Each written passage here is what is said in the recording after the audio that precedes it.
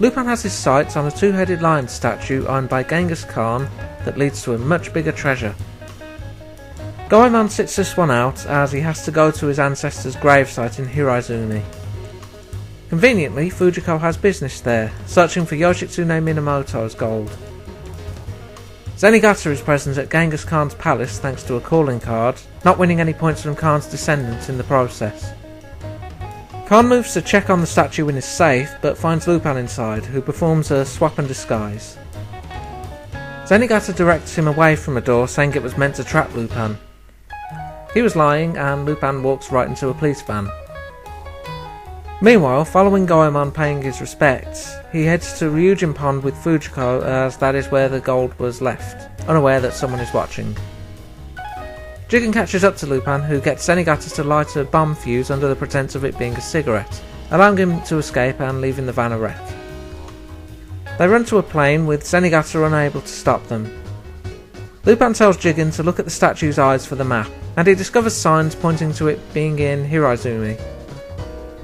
Fujiko has had no luck, and they overhear a flute playing. Following the sound, they discover what they believe to be a ghost. Khan, who's been following Lupin, opens fire on their plane, forcing a crash landing that's fortunately in an airport. Lupin hijacks a Boeing and continues on course.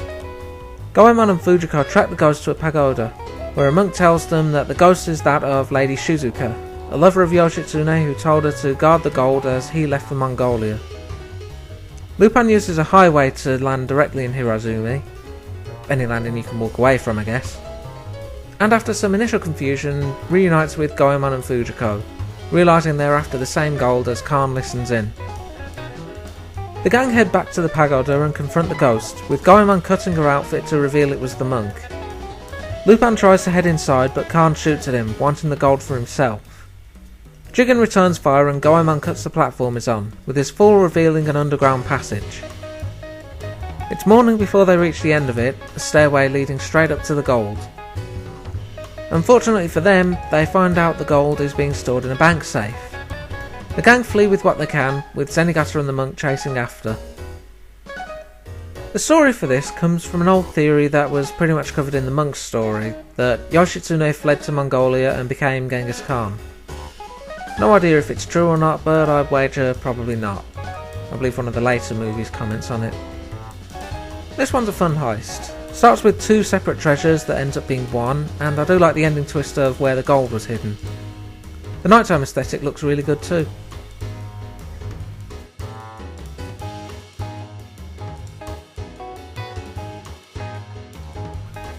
While getting some target practice in, Zenigata is called to Interpol's Japanese director. He's off the Lupin case and Fujiko is his replacement. She meets with Lupin on a boat with the police watching, but is given away by Zenigata disguised as a waiter. Fujiko suggests giving up before joining the director. They spot Lupin talking with a woman, but he disappears as his boat passes under the bridge, so Fujiko takes aim at the top of it. Turns out she hits Zenigata. Lupin escapes in a speedboat, but Fujiko collapses the bridge and forces him to change course. Fujiko shoots at him again and he ends up crashing into a walkway. He's not found among the wreckage, and Fujiko spots a tunnel that he likely escaped into. She tells the director to intercept him at his hideout, so they drive out, though the director laughs to himself knowing that he plans to have Fujiko in prison too. Jigen and Goemon are none too pleased that Lupin's led the police to their door, and Fujiko tries and fails to get Lupin to surrender peacefully before another shootout takes place. Lupin holds his own, and Fujiko learns from the director that he'll be placed in a special cell that even a nuclear blast can't penetrate. Fujiko joins the raid and has the police chase him down to a toilet hidden in a secret passage. He escapes thanks to a mechanism in the flush, but Fujiko is waiting for him at the exit. The arrest is interrupted by Zenigata, who is ever one tracked about being the one to capture Lupin. Fujiko catches up in a helicopter and sends a car off a cliff, with Zenigata's weight unable to support the branch he's hanging onto. Lupin and Fujiko enter a standoff and Fujiko shoots first. It was a tranquilizer, so no long-term damage, and Fujiko is led to the special cell before being told she's going to be locked in there with him. Turns out this was all part of their plan. A thief has hidden a diamond known as the Antarctic Star somewhere in the cell after being arrested for its theft. but due to how impenetrable the cell is, he was never able to get it back. They find it in the toilet. Seeing as the thief had swallowed it, it's the most logical place. The director says his goodbyes as Fujiko and Lupin are transported, and Fujiko warns him not to betray people so readily. Jigen and Goemon are the pilots, and Zenigata is a disguised Lupin, allowing them all to escape. I think we all know that Fujiko wasn't going to betray Lupin. Well, not to the police anyway. Even so, it was interesting seeing her using her knowledge of him in order to help track him down. Zenigata's one-track wildcard attitude to wanting to arrest Lupin made for some good entertainment and rivalry too.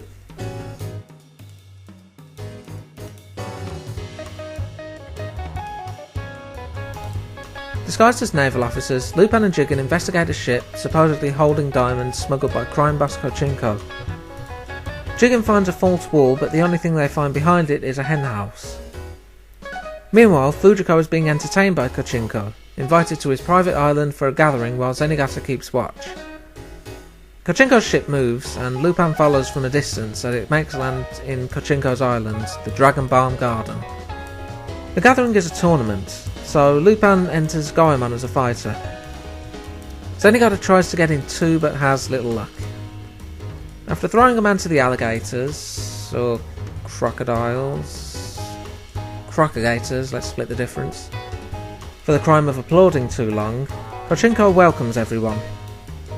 Lupin sneaks off as the tournament begins. They find a safe, but the only thing inside is a menu collection. As Fujiko slips off herself, Lupin continues but fails to find anything, unaware that Kochinko is watching him.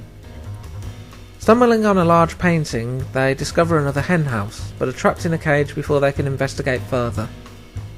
Brought before Kochinko, Lupin is sentenced to the pond, but Daimangan, Kochinko's right hand, decides to fight them instead.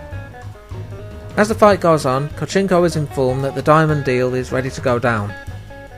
Lupin slips away in the confusion and listens in on the deal. Turns out the diamonds are hidden in the eggs thanks to being mixed in with the chicken feed.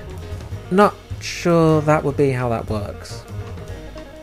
Lupin drops some cats down to cause a bit of chaos and swipes up as many eggs as he can carry.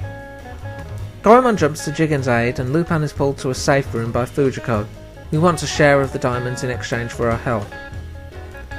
They escape by rope through a window and drop Kochinko into the pond below when he tries to follow. She disappears but leaves the eggs for Lupin. Goemon struggles with Daimangan but turns his weight against him and the gang make their escape. Zenigata's at the entrance, so Lupin escapes by balloon, powered by Daimangan's fire-breathing ability.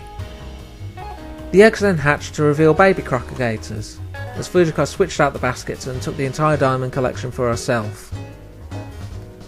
I think it's a bit obvious where the diamonds were located, so it's odd for Lupin to not have figured it out. The episode itself seems to take from Enter the Dragon, except that Lupin's not entering the tournament for altruistic reasons, of course. Not a bad episode. Kochinko's sadism hidden behind his jovial nature makes for an entertaining villain, and we get a rare foe who's able to nearly overpower Goemon in a sword fight.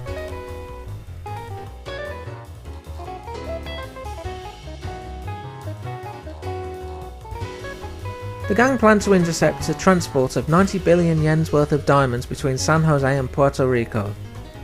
They're to be moved to the National Science Centre first, and then from there by missile.